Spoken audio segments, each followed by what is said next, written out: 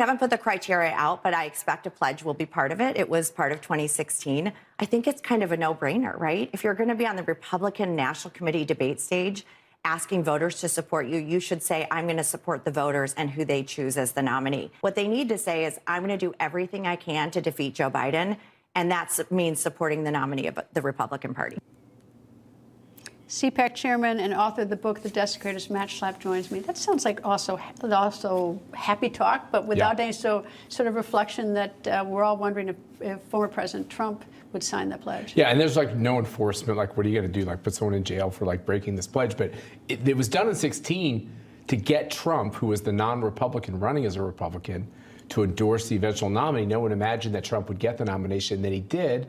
And then you found other people on the stage, John Kasich, Jeb Bush, and others, who wouldn't then nominate or wouldn't endorse Donald Trump. So it was kind of this strange change, and I think Ronna McDaniel has a tough job.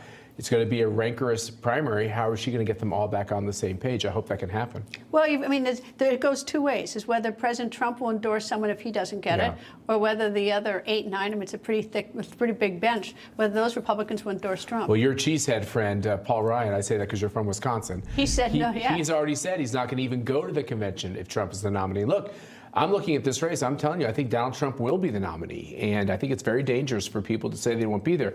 Now, the thing is, it's a free country. Do what you want. It's just kind of dumb. So what's Paul Ryan going to do? Vote for the Democrat nominee? He's going to vote for Joe Biden?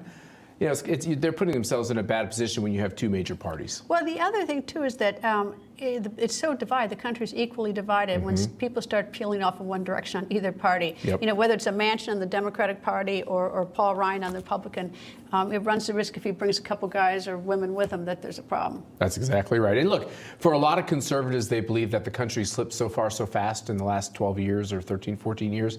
And, you know, you don't have to love everything about your nominee to understand that, like, we don't want America to become socialist. I mean, this is kind of like, we've kind of drawn a very basic line, right? And it's really easy to decide what side of that line you're on.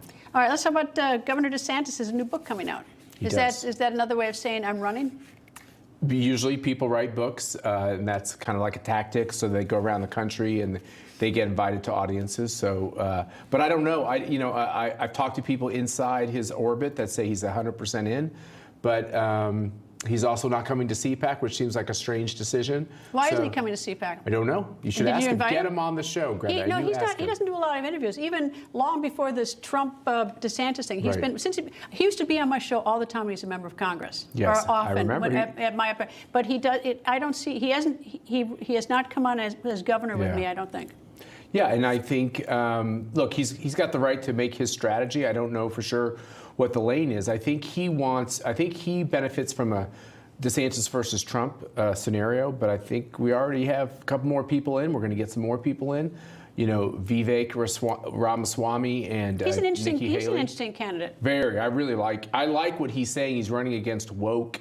He's young and brash and has a lot of private sector experience. And I don't know if he's going to get to be the president, but I think he'd make an awesome Secretary of the Treasury. Is he of Indian descent? I believe he is. Which is sort of interesting because you've got Nikki Haley, Governor Nikki Haley of Indian descent, too. Yeah. And so you've got two within the Republican Party. Well, Party. This is what's interesting about the Republican primary from 2016 is that there's all this talk that we're the party that looks like me.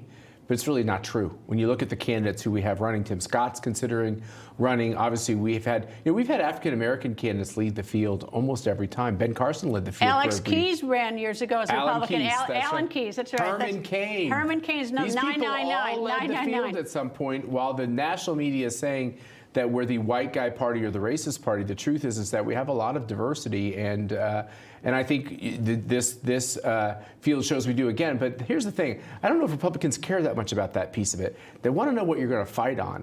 And I think what's really interesting in this primary is like, what are the differences? It's not woke, but it could be questions like, how interventionist is our foreign policy? How aggressive do we go after the Biden administration and their wrongdoing with their family?